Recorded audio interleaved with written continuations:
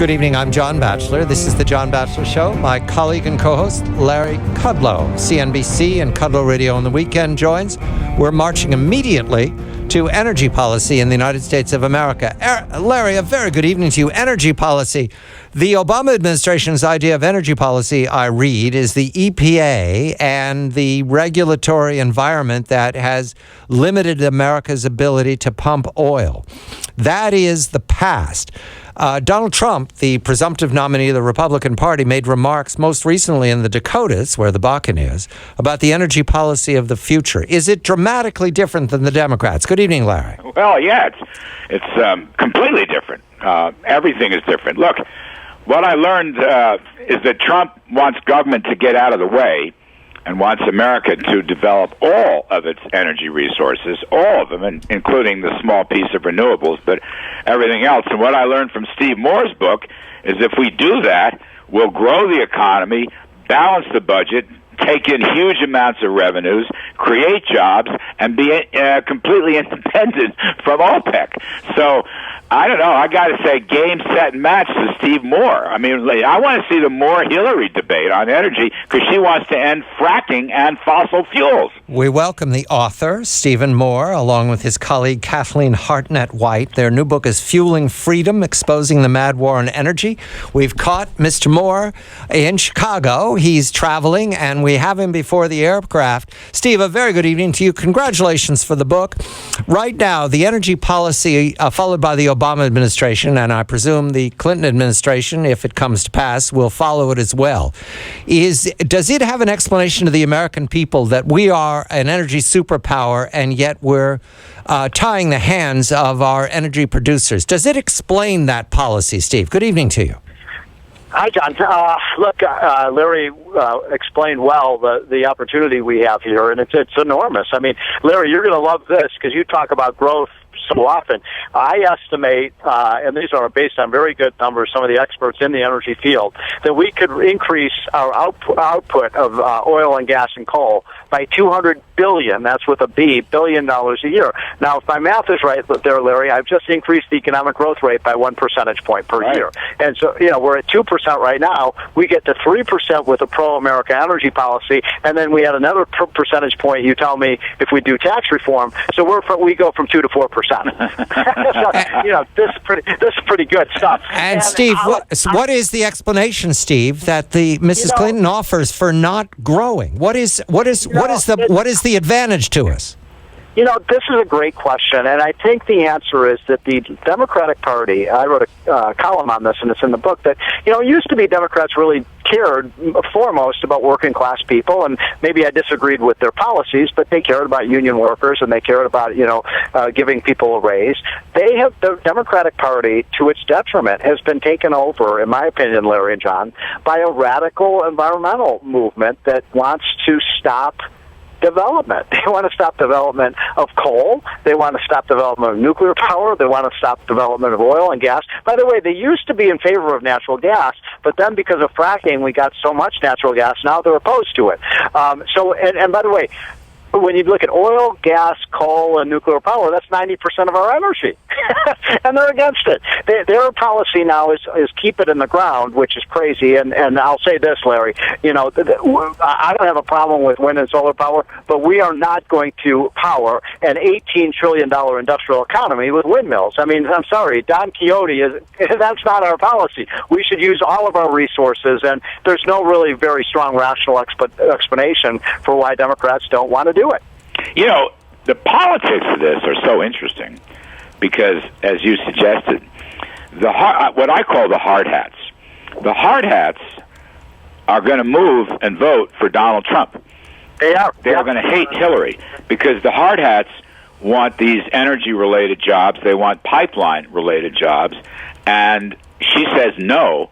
And the building trades, the construction trades, all of those, the pipe fitters, you name it, they have no place left in the Democratic Party because of the energy story. And I just find that remarkable oversight on Clinton's part.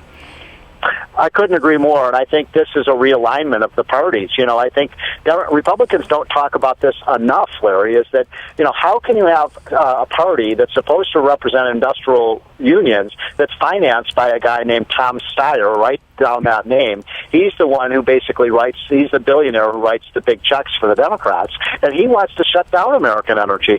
I'll make one other quick point. A lot of people listening to the show probably say, well, wait a minute, what about climate change? We have to stop our coal production and our oil and gas production to stop climate change.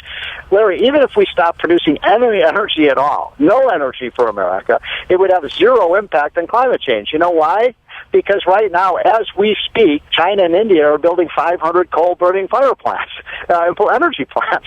So every time we shut one down and shut down, workers in West Virginia and Illinois and Indiana and Kentucky and North Dakota and Texas, we just export those jobs to our competition. It's one of the reasons I think Trump is really going to capitalize on those industrial workers, and one of the reasons I think he'll win. On climate change, look, I think there is climate change, but I've read some stuff, including one of Obama's former undersecretaries of energy. It's a very thoughtful piece. The guy's a big-time professor at MIT, and he said there is climate change, but he said, first of all, the models don't work. Then he said, we don't really know how much of the climate change is man-made. We don't know how much of it is solar-induced, sun-induced. We don't know how much of it comes from changes in the oceans, and we don't know how much of it comes from rainforests. So what he did, and this is an unbelievable op-ed in the Wall Street Journal a couple of years ago, is acknowledge that there's an issue, but we don't really know very much about this issue.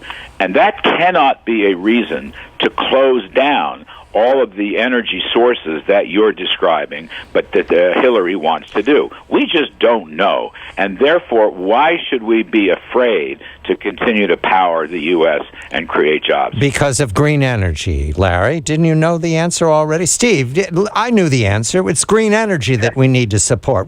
Steve, help everybody. Okay, so we've spent $150 billion under George W. Bush and under Barack Obama subsidizing wind and solar power. Do you guys want to take a guess at what percentage of our energy comes from wind and solar power today? Isn't it under 2%? 3%. No, we're way behind the times. We're up to 3.5%. Oh. 3.5%. So let's say we were able to quadruple the amount of energy, and the EIA says we may be able to do that. Let's say we quadruple the amount we get from solar and wind power. Mr. President, where are we going to get the other 87% of our energy? The point is, this country was built on coal, Larry, and it was built on oil and gas. That's what made the Industrial Revolution possible. We had to use it. We have, by the way, the cleanest energy there is. People say, coal is so dirty. Did you know the amount of emissions from coal have been reduced, Larry, by 60 to 70% over the last 30 years? We have the cleanest. Clean coal is here today. It's a reality. We've reduced the amount of emissions of lead, the amount of carbon monoxide, the amount of sulfur. Then those are real pollutions that actually cause people to die and get disease. So we can do this. And let me make one other quick point. Let's say that global climate change were the greatest, catastrophe confronting the Earth. There is a way to produce way more energy than we possibly need without any carbon emissions. Do you know what that is? Yes, nuclear power. Nuclear power, but yes. They're against nuclear power, too. No, what is our nuclear power policy for the Obama-Clinton administration, Steve?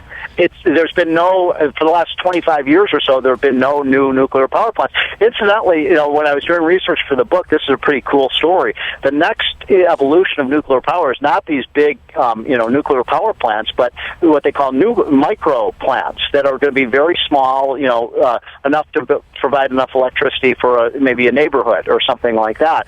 And they're much safer. There's not as much nuclear waste. And so, look, my point about this, Larry, is if there was a climate change problem, how are we going to deal with that? How are we going to solve it? The way mankind always solves these problems, through technology and growth.